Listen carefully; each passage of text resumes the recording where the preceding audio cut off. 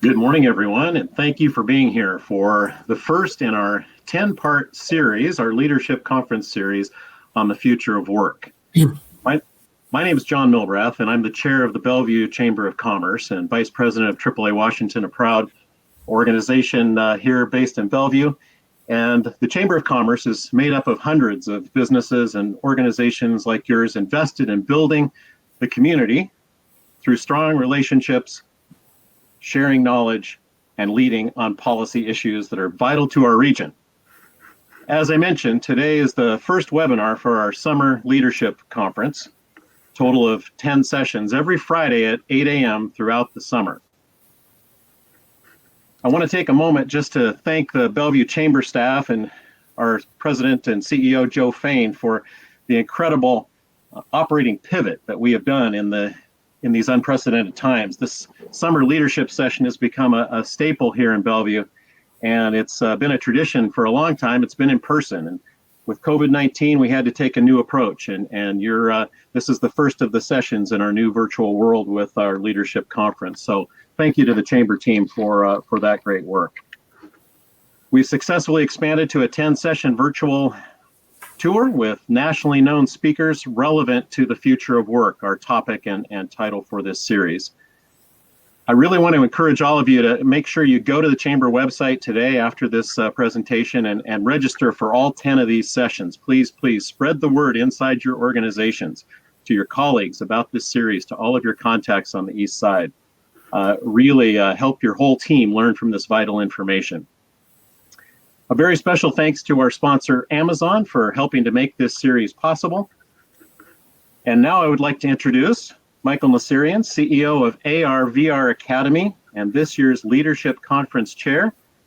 Thanks to Michael and the committee of dedicated board members for bringing all of this together. So with that, Michael, I will let you present on what we've got coming today and throughout the summer. Thank you, John, and good morning, everyone. We're grateful that you can join us this morning to see our updated version of Leadership Conference. As John mentioned, we're hosting our Future of the Work Leadership Conference today and have the pleasure of describing the program to you guys.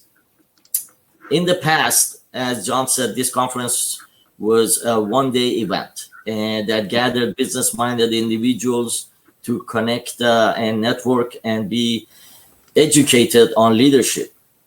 And this year we decided to expand it into a series of 10 programs, and which each of them are addressing a special topics that related to our future of the work. And here are some of the programs that are coming.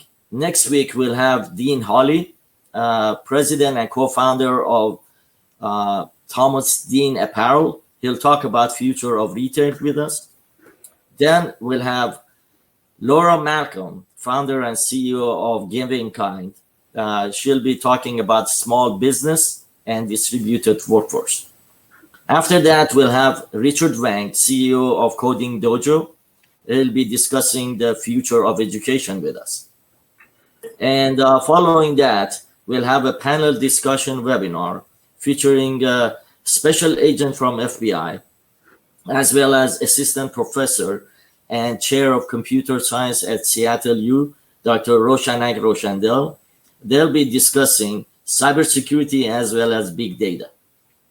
And we'll have a lot of other programs that are very interesting that are upcoming. And but without going through the detail, please go to the Bellevue Chamber website and you'll get the detail of the rest of the programs. Now I'd like to highlight our sponsors that without them, this series could not be possible. They're AT&T, Microsoft, Puget Sound Energy, King County, City of Bellevue, Port of Seattle, Falco Salt, University of Washington, and ACES Northwest. And now I'd like to welcome President and CEO of Bellevue Chamber of Commerce, Joe Fain. Joe, take it from here. Great. Thank you so much, Michael. I want to thank Michael Nassirian and all the members of our Leadership Conference Committee for putting together two great conferences. First, the one that we had intended to do next week at the Microsoft campus, and the program that we are kicking off today that will run all summer long. Certainly, circumstances forced us to pivot, and we're doing our best, and the team has done a phenomenal job making this come together. We've been very busy at the Chamber, working alongside some of our struggling members, participating in the regional economic recovery, and bringing state and local decision makers digitally face-to-face with businesses and community members. Over the past 3 months, we've launched a back-to-work messaging campaign for the East Side cities, partnered with PPE suppliers to connect local businesses to protective gear for their employees, hosted over a dozen strongly attended webcasts like this one on small business from the Small Business Administration, corporate and civic leaders, and our nonprofit service providers to keep the public up to date with the rapidly changing pandemic response and to provide direct assistance to companies applying for grants and other financial supports, all while continuing our existing education, advocacy, and outreach programs at a time where there's never been a more important need for them. Thank you for your continued support of the Bellevue Chamber. If you are not yet a member of the Bellevue Chamber, I would certainly strongly suggest you consider doing that. We've got great information available to you on how to become a member, either on this pop-up or at our website at the conclusion of the program. I'm pleased to have so many of you joining us today remotely and want to again encourage all of you to share the registration link and information for the conference with your employees, colleagues, and friends. We've got a great summer ahead of us with tremendous speakers that you can enjoy each Friday morning, either in the office, in your pajamas, or on demand any time of day. In a moment, we'll be joined by the mayor of Bellevue to help introduce our keynote speaker. But first, I want to remind all of you that while this is a digital conference and lacks the blueberry muffins and bottomless coffee that you might find in an in-person conference, one of the advantages that we have here is the ability to interact with our presenters and ask important questions that will help your organization succeed. So please use the Q&A and chat features throughout the program whenever a question comes to mind. After our speaker's presentation, I'll be rejoining you to share those questions with our dean and to take a deeper look at the future of work. But first, to kick us off, I'm very proud to welcome the mayor of Bellevue, Lynn Robinson. These have been difficult times for all of us, but there is a particular weight that's been placed on the shoulders of those serving in public office. Mayor Robinson, the Bellevue City Council, city manager, and other city officials here have done an extraordinary job navigating these difficult times. And the Bellevue Chamber and the broad business community that we represent are grateful for your leadership. Mayor, thank you so much for joining us here this morning, and thank you for your leadership. Thank you, Joe, and thanks to the Chamber. You know, you guys are playing such a valuable role right now, starting with the COVID crisis. You have been in communications with the government, with suppliers, with people who have needs, and making those connections have just been vital. I've never fully appreciated how important communications are until we started experiencing all of this. I've learned that if you're not communicating with people, people are just kind of imagining information, and it's not always the most accurate. So it's so important to get the actual information out there as much as possible, and that leads me to Sunday night. My goodness, that was one for the Bellevue history books. And I will just say that I am so proud of our Bellevue police force. There's a good story to be told there. I don't want to bore everybody who's already heard it, but I do want to offer that if you have questions or comments about how that all went down, I was there personally, and I got a good view of what was going on. Also, of course, in contact with the police and the city manager at the same time. But I want to tell you, feel free to email me at the city. It's lrobinson@bellevuewa.gov, and leave your phone number, and I'm happy to call you and discuss whatever you want to talk about. I know this entire city has been traumatized by those events, but today or yesterday, we woke up to a better day. The threat that was credible, the police were tracking against Bellevue, is no longer there. And I don't know what that means, but that's good news to me. We were able to remove the curfews. We will put them in if we need to, or I know the police department is in constant review of what's going on and in assessing whether there is another threat, but currently there is none. I know that there will be arrests, and hopefully with the help of Dan Satterberg, there will be prosecutions. So I think by the time that the FBI comes to give us our talk, in a few weeks or months, whenever that is, they'll have a really good story to tell about this because they are currently involved. So that's the good news. Also, I think that's about it. But anyway, we are available to talk to you about anything. So now I'm very excited to introduce our speaker. I'm so interested in workforce development in Bellevue and in this region. We have so many jobs coming to our city, and we have so much talent here already.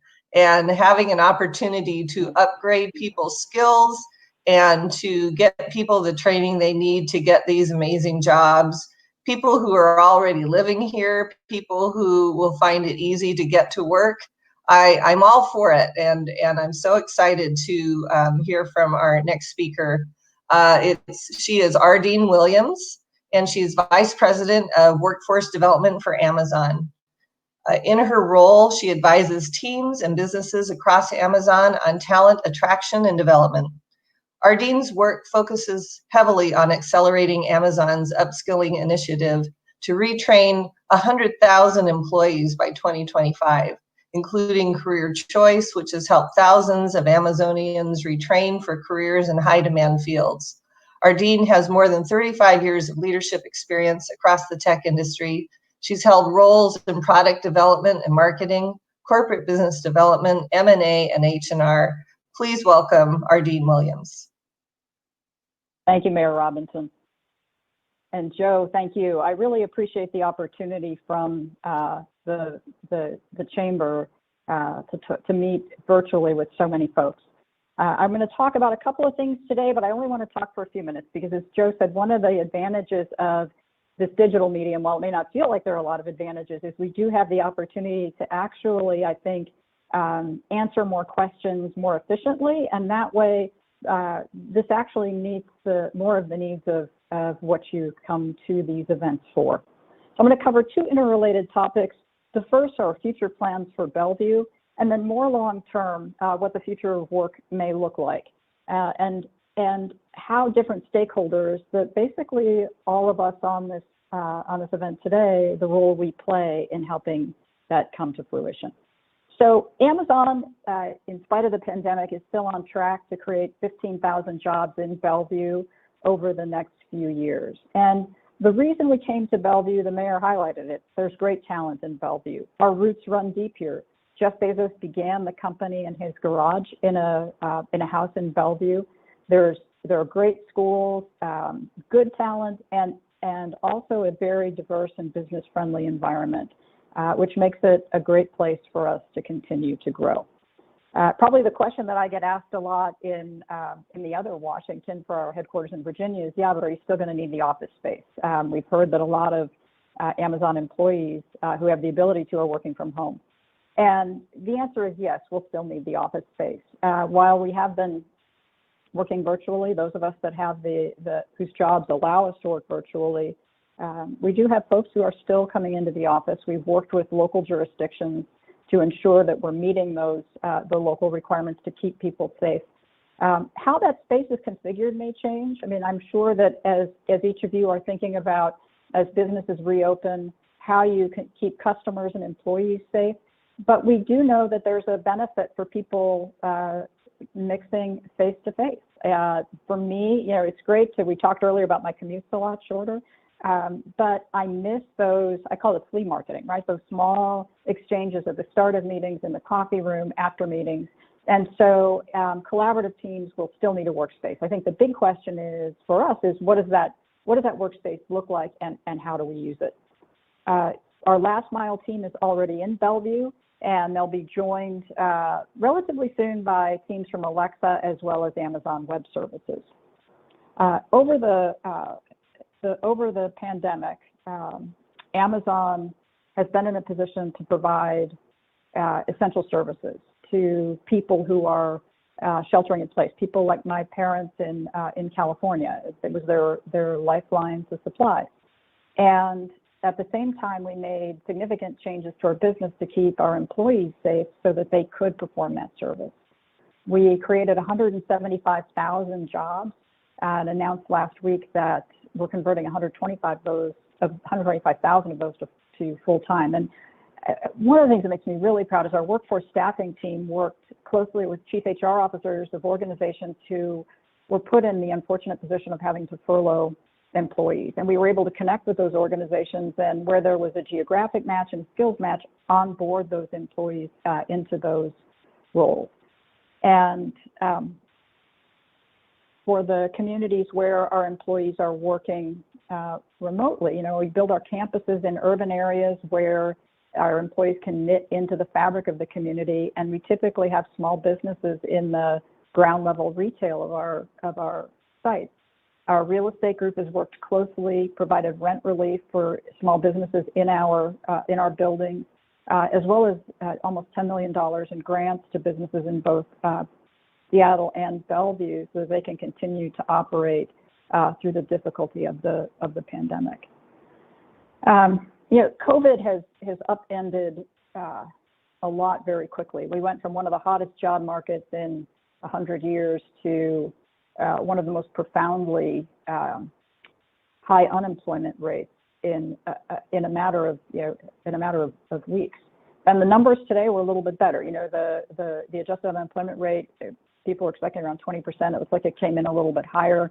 We're seeing jobs get added back into hospitality.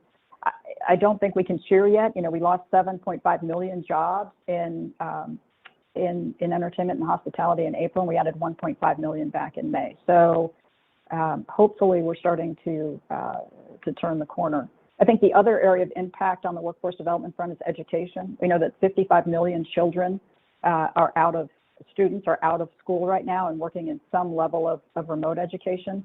And how that works really depends. And it comes down to some of the inequity issues that we're really struggling with now as a country. In areas where you don't have broadband to rooftop, where you don't have access to devices, remote education looks very different than it does in communities like Bellevue. And so thinking about how we ensure that we're not leaving children behind who could potentially lose a half a year to a year is really critical, because as we think about the workforce over the next 5 to 10 years, the kids that are in grade school today are the ones that we're going to employ across our businesses for the next, in the future to come. So, one of the questions that I think a lot about is, when do we get back to normal? Which is really probably not the smartest question, but it's one that I think about. And I think we got an email from one of our favorite restaurants that, hey, we're back. And it hit me that we're not going back to normal. We're going back to the future. The restaurant said, if we're going to sit outside, you can scan a QR code, you can put in your food and drink order. It's okay if it takes you 2 trips to come to the pickup window to bring it back to your table. Enjoy your food, but don't linger because there are other people waiting for your table. That's really different than a restaurant experience was 3 months ago.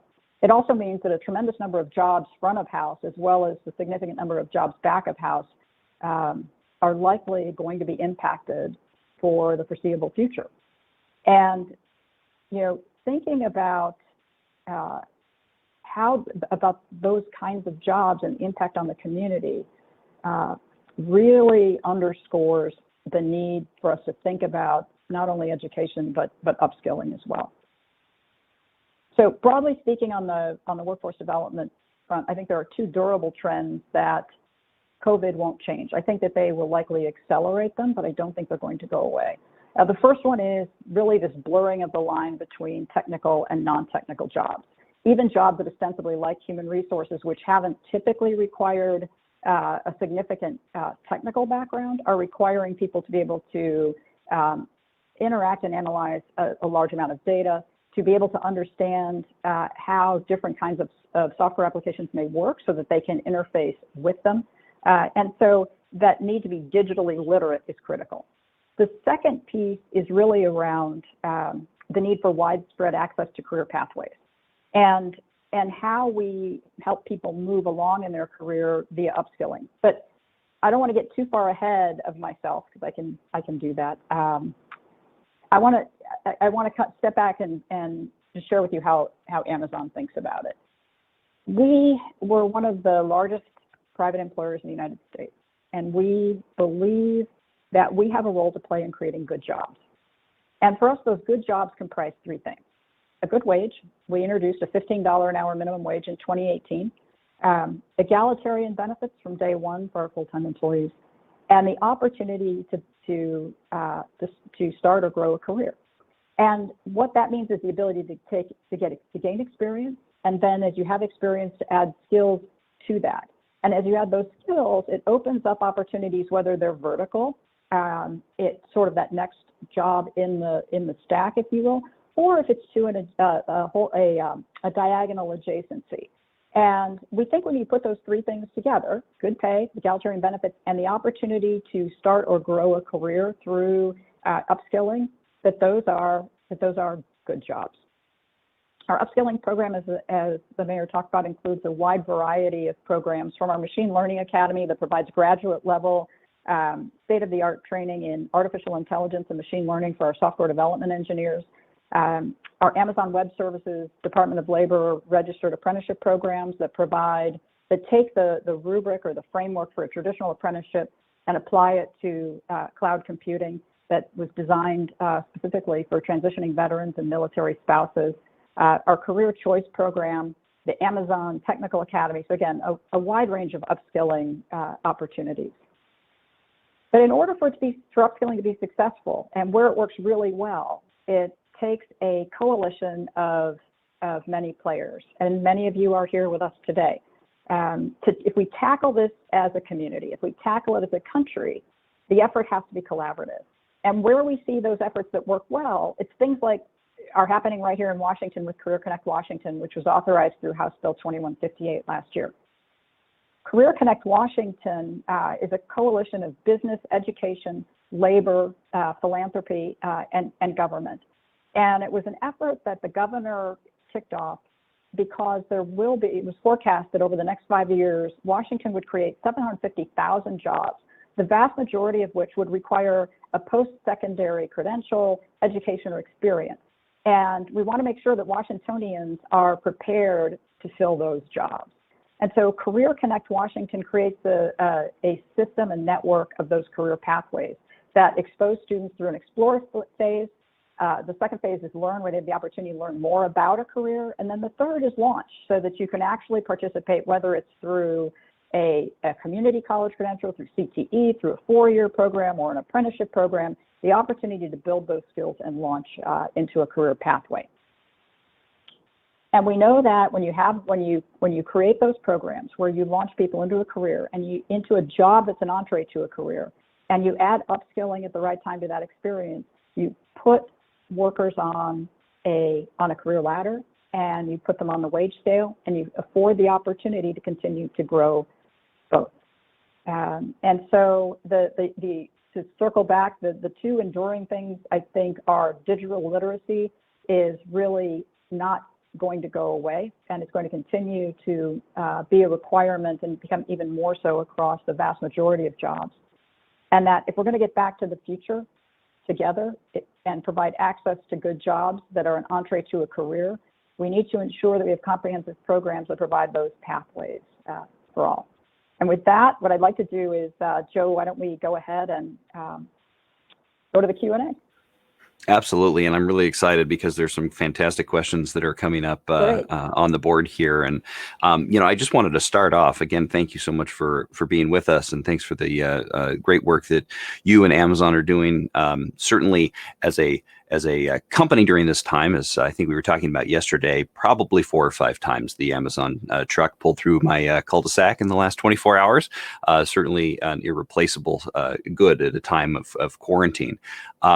But also the community that you're building in those areas where you have employment bases, and we're very excited to welcome you to Bellevue.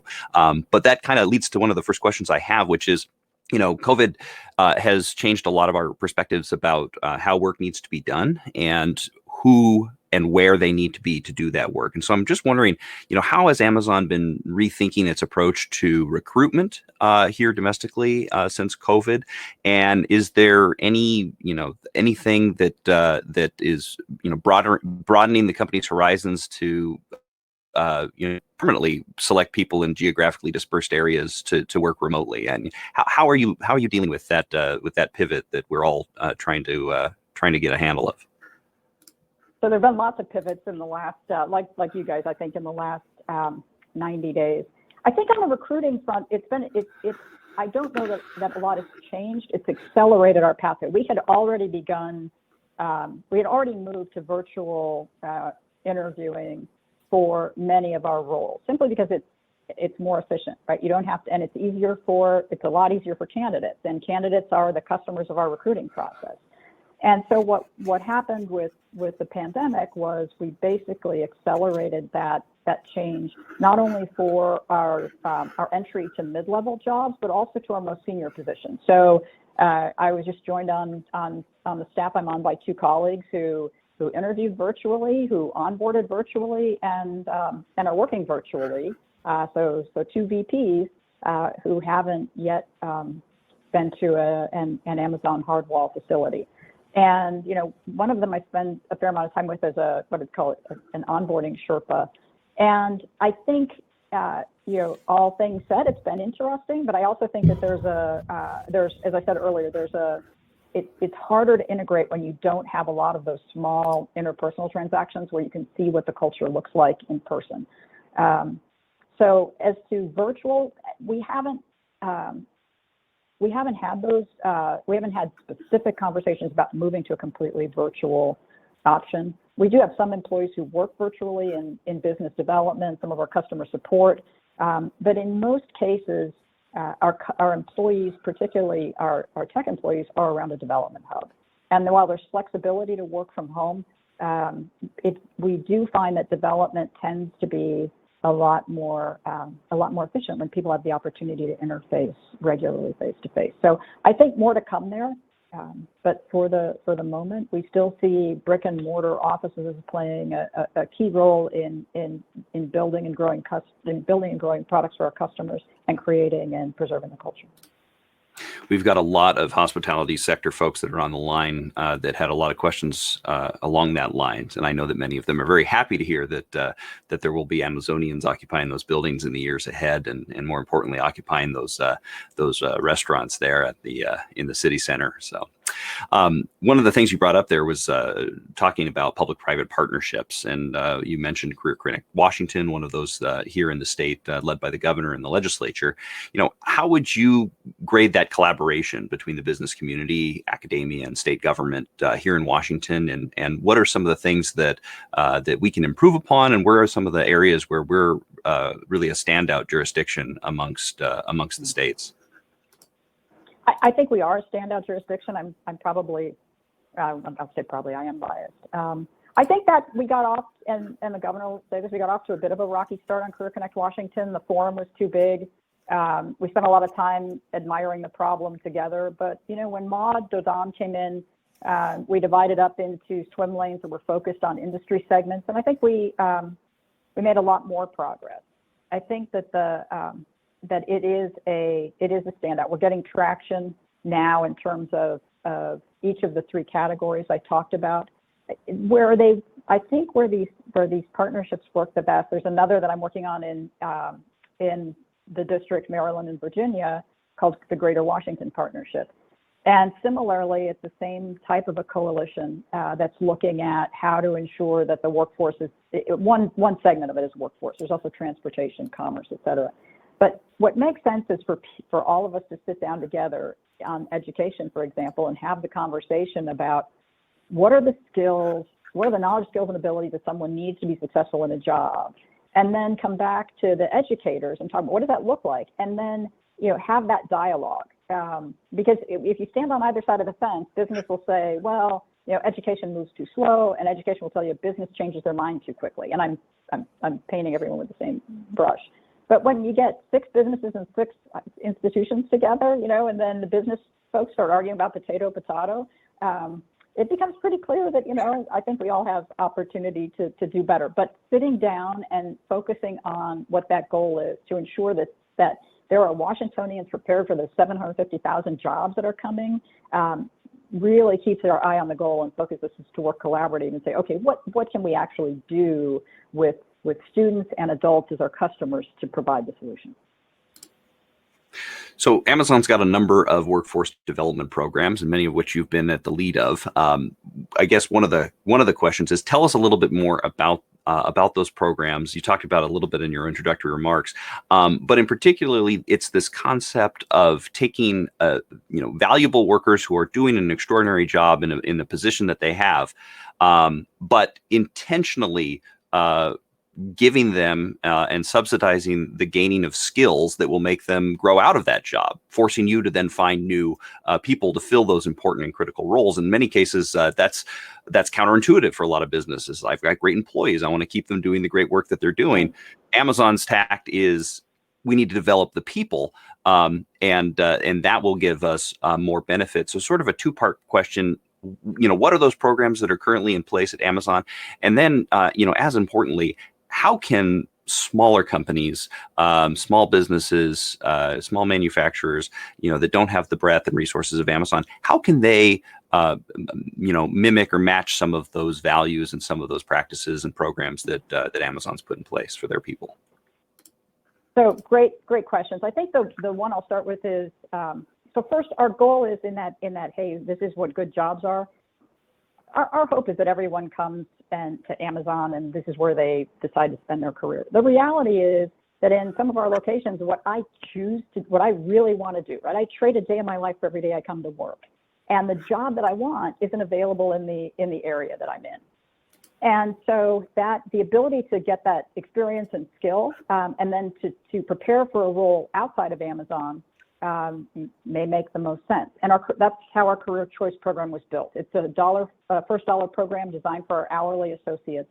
And in a nutshell, it trains them for in-demand jobs in the local community that pay more than Amazon does. And when we implemented our $15 an hour minimum wage, we had to go back and really look and say, okay, what are those jobs? And in areas that we're still in the federal minimum wage of $7.25, it started to focus us to narrow our view, and really, I think, put us into a place where we were identifying careers that had a much stronger career ladder, career trajectory. Those make sense for us, again, for a number of reasons. There's clearly an attraction and retention component. I think the second piece is, if you take a look at in our locations, I'll give you an example outside of Washington. So in Dallas-Fort Worth, 1 in 6 jobs is in aerospace.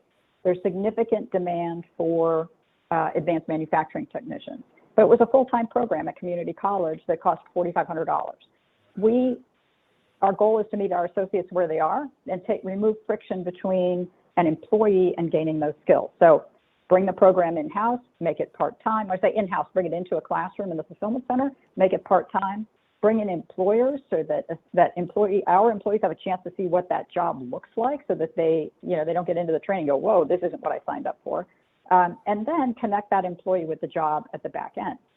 And what that does is creates a pipeline of qualified talent for small and medium-sized businesses in the community, right? So they're able to fill those jobs. That attracts other businesses that are going to start, allows them to grow. It raises the wage in the community, because for everybody that I take from $15 to $18 an hour with advanced manufacturing, I'm bringing someone in from the federal minimum wage of $7.25 and moving them to $15.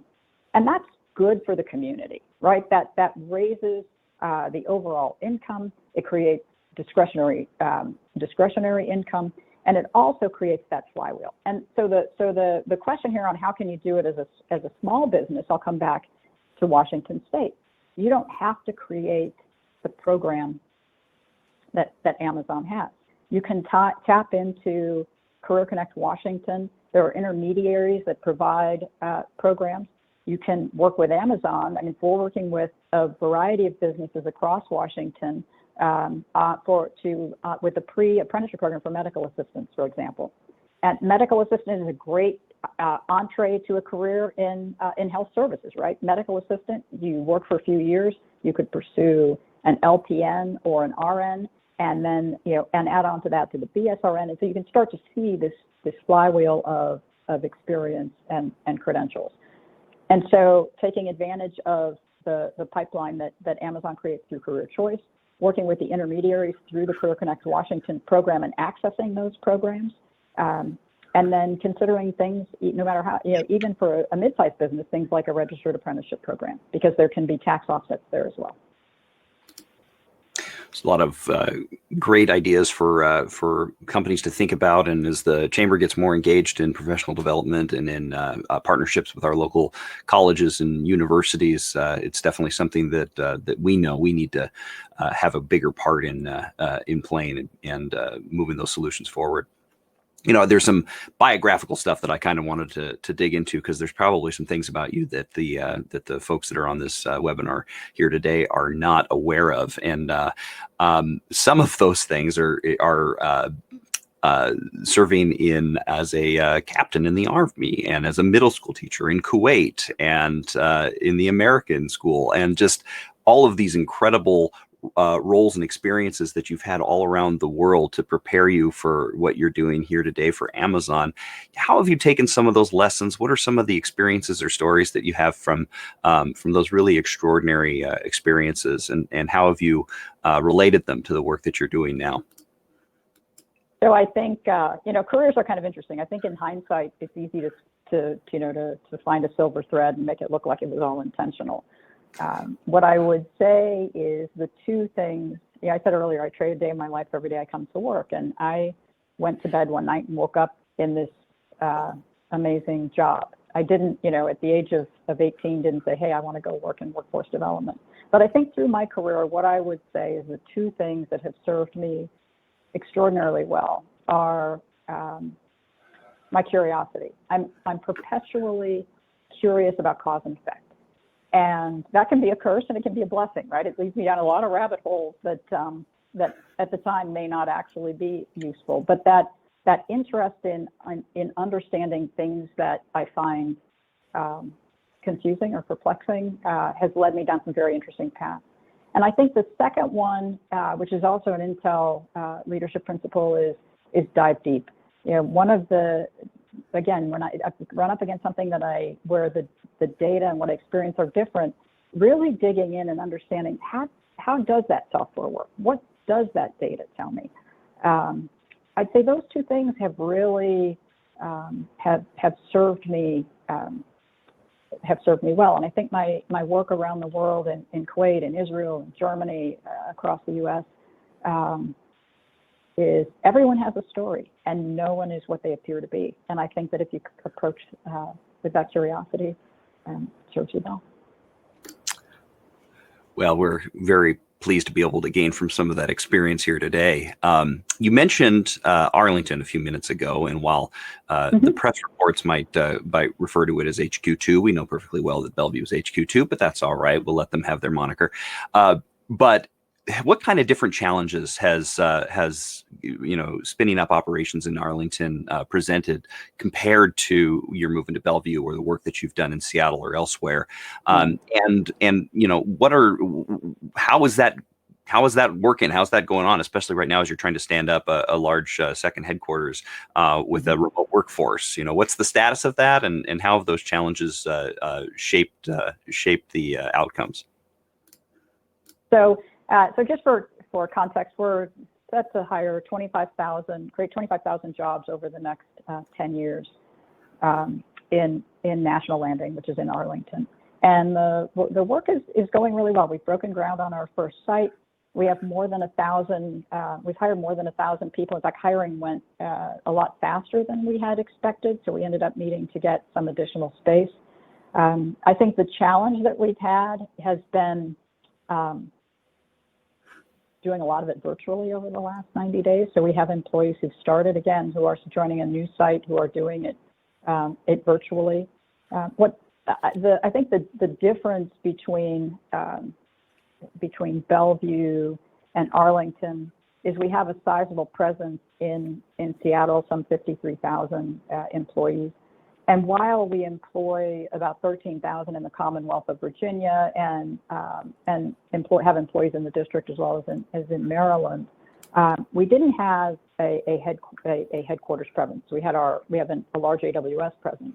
And so I think that in many regards, it might have been, I don't know that easier is the word for Bellevue, but we had an employee base that was already living in Bellevue. And so I think that it just felt easier. But I think that there's a lot of the same work. What's your pipeline for talent? How are you building out those the temporary sites? What does your construction look like? So in many regards, they're very similar. I think that the proximity to Seattle may have been a slight advantage for the Bellevue brand. I was politely reminded that I'll be getting an angry phone call from the Arlington Chamber of Commerce president for my comments there. So, we've got a lot of questions that are pretty tactical in terms of how Amazon's handling certain things. And one of them that was interesting to me is, how everyone's trying to figure out how to measure their efficiency in this remote work environment. And if they're, the types of meetings and check-ins and tools and how the time that we spend on different aspects of our work have changed significantly. In some cases, since we're at home working, we never stop working and it becomes it takes over our life. But in other ways, it can be difficult to gauge the efficiency of the workforce in this distributed manner. What kind of research or metrics has Amazon been looking to assess the effectiveness of the remote workforce? So I think I don't have an answer for you on the metrics. I think that as a leader, my goal is the work getting done, right? Are the things that need to happen happening? And we had a big disruption because it was really from the onset of the pandemic, trying to figure out what changes we were going to make in the work environment to keep those employees who could not work from home safe. And so there was a lot of focus there. Now we're coming back to that has stabilized. We've made some pretty significant changes, more than 150 process changes there, and are now turning more to those that are working remotely. I think that I'll give you the example for the work that I do. A good portion of my work has typically been out on the road. I travel throughout the Commonwealth, and I'm obviously not doing that now. And so thinking about how I continue to make the same connections to get programs off and running, to act as a convener, to bring the right people together, the kinds of things that I need to do to achieve my goals, I just need now to think differently about how to address those. And I'm tapping my peers to say, particularly those in business development and sales who do this, who are wrestling with the same things, to say, how do I tackle this? What are some best methods? And so it really is back to that community piece of reaching out to people that I may not have worked closely with to say, hey, I need your help. I'm not exactly sure how to do this in a virtual or remote way. So we haven't implemented direct metrics to say, how much time is Ardeen spending on her laptop. But I do have goals and objectives that I need to continue to move forward. And I think what my boss has been super good about is helping me think through different ways to tackle that.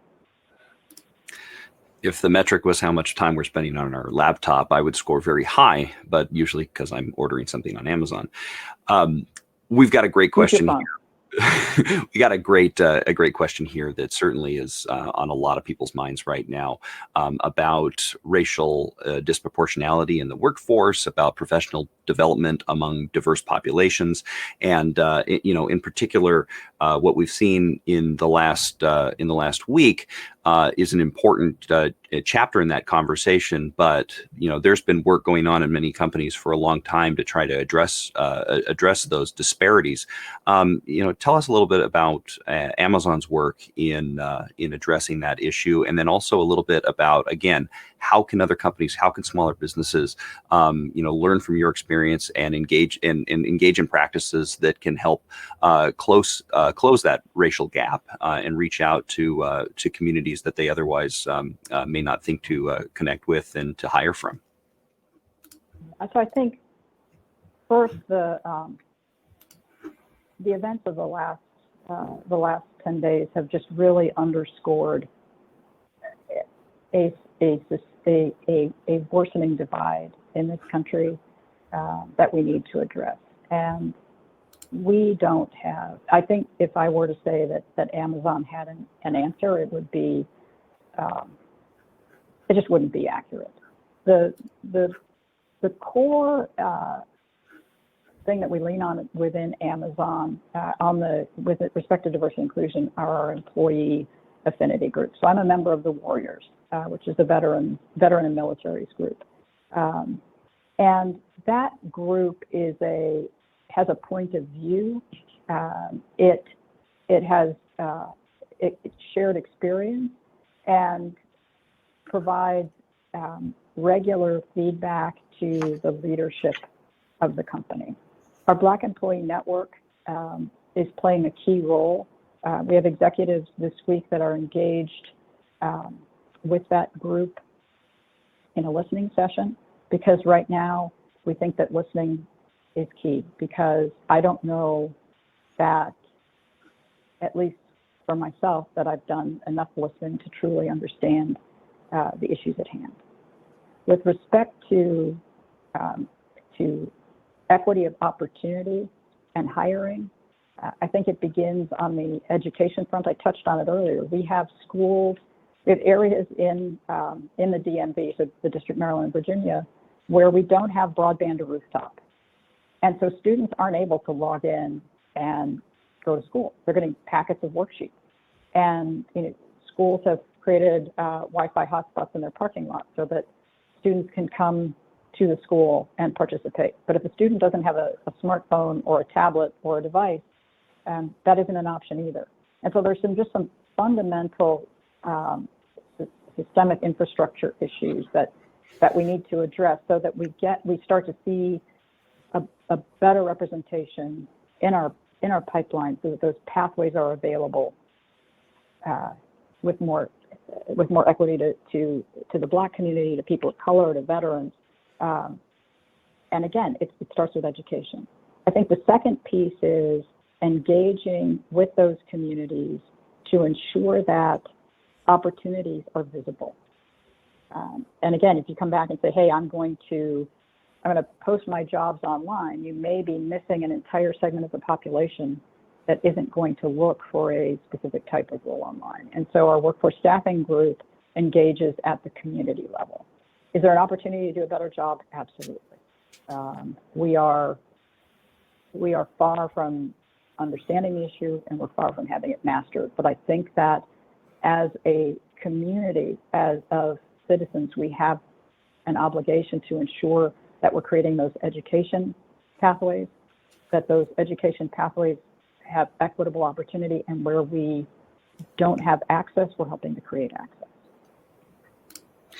And the best place to get insight, I think, are those groups, right? I mean, the people who experience the challenge are the ones who can tell you and me what the issues are.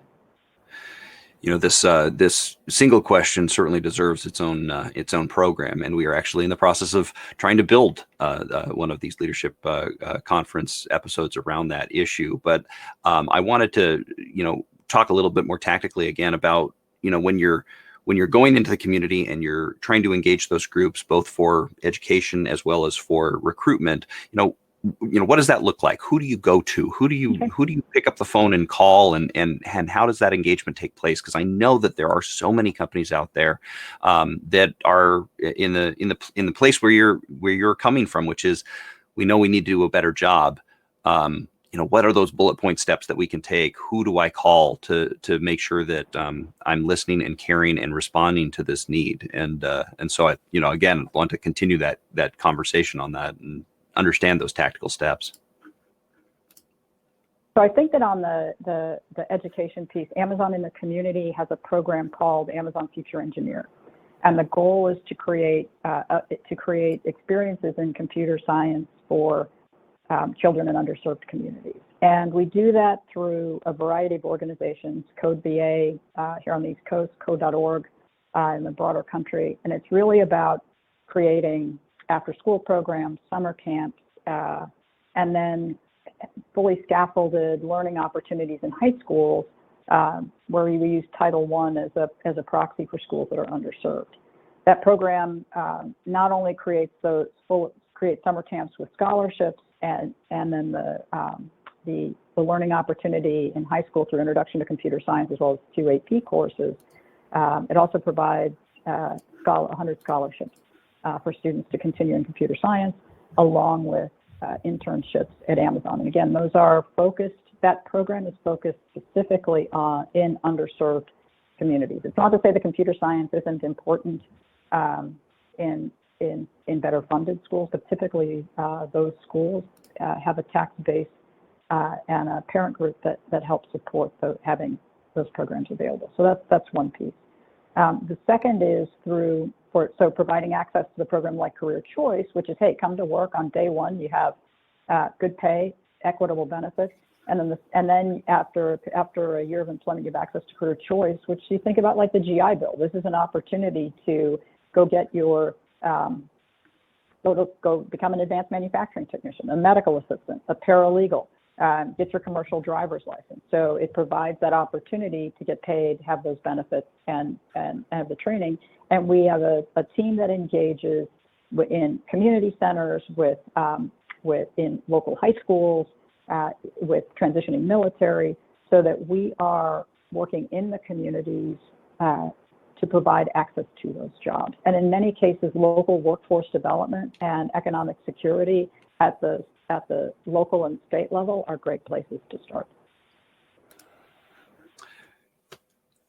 We've got some specific questions, and I imagine I could even I bet I could even point what restaurants they're coming from. But the question, of course, for many is, what is Amazon's back to work plan? We've heard from a number of large companies in our state that they'll be working from home for the foreseeable future. And as our local businesses, especially those that rely on foot traffic, are trying to figure out how they should respond to the next few months of market conditions, what can you tell us about Amazon's back to work plan, specifically in Seattle and Bellevue over the next few months? So we are looking across the country to local jurisdictions for guidance. Clearly, for example, the guidance here in Virginia in Northern Virginia is different than it is in Richmond, along a different timeline. But in general, we have told we've begun telling employees what the work environment will look like, what to expect when they go back. The office here in DC, I'm able to go in and out of as I need to, and if I chose to work there full time, I could. Our plan for Seattle is, as the city allows, as the city and the state allow workers to come back, we will provide employees the option to come back to work, with a goal that around the beginning of October, we're back to somewhat of a modified office presence. But again, every role and every individual is different. And if you're in a situation where you have someone immunocompromised at home, or you're uncomfortable, we're going to let managers and employees work through those issues together. One of the things that comes up a lot when we're talking about workforce recruitment and training and education and motivation in the workplace is some of the difference between the generations and how they view, how they reportedly or in the zeitgeist, how they view work and work-life balance and their and hierarchy and things like that. What have your observations been about those generational differences, especially for a company like Amazon that has a very young workforce, a very international or global workforce, a very high-tech workforce? What trends have you seen emerge where there are market differences? And then what are the things that we wouldn't think about that are the same and always have been? So I tend to think they're more the same than different. I may be biased. I have my three kids were born in my daughter in '86 and my twins in '88. And so I've got that generation. And I think that in general, people come to work to do interesting work and to be appreciated for the work that they do, and to grow and learn. And I think if you provide that environment that is respectful, supportive, collaborative, where the individual finds the culture a good fit, the generational differences are less important. I think you could say, is it generation? Is it your are you a first generation college student? Are you a veteran? Are you African American? I think you can always look and say, what is it your age group? You know, what's the difference? And fundamentally, I think we all approach work and the trade-offs between work and our personal lives differently, and engaging in a workplace that is a good cultural fit, that treats us with that dignity and respect and provides those career opportunities, and is supportive of our differences is critical. And what those differences are is probably far less important. Well, I couldn't think of a better way to leave the program here today than with those words. Arlene, thank you so much for spending time with us. We had just incredible interest and so many great questions that came through from our participants here today, and it's very clear why you were in the right position at the right time for the Amazon organization. And again, we're really blessed to be able to spend some time with you today. So thank you for the great work that you are doing, Ardeen. Well, thanks for the opportunity, and I'm looking forward to that blueberry muffin and bottomless coffee when we get to get back together. Next year, we'll bring you back for an encore in person. So, Okay. Ardeen Williams, thank you so much. I'm just so pleased at the turnout here today. We've got hundreds of people asking just so many great questions about the importance of workforce development and all of the things that we can learn from such a great leader in the industry as Ardeen. I want to certainly thank our presenting sponsor, no surprise, Amazon, for helping us put this program on, and certainly for bringing Ardeen Williams to us. I also, again, want to thank our major sponsors, AT&T, Microsoft, Puget Sound Energy, King County, and the City of Bellevue for helping make this series possible. Again, our next installment begins 1 week from today on Friday, June 12th. Well, we will be exploring the future of retail. It's a great program, and I know a lot of folks on the line here will be interested in participating and in listening. And so you can certainly register quite easily, either after the conclusion of this program or with the pop-up that just came up on your screen.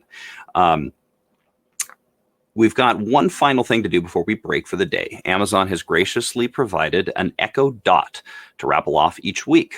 And my wife recently discovered the broadcast feature on the Dot, so she now wants one in every room of her house so that I can no longer pretend that I can't hear her when she yells at me.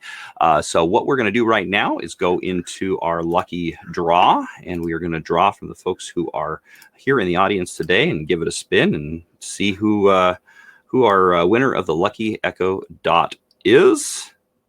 Craig L.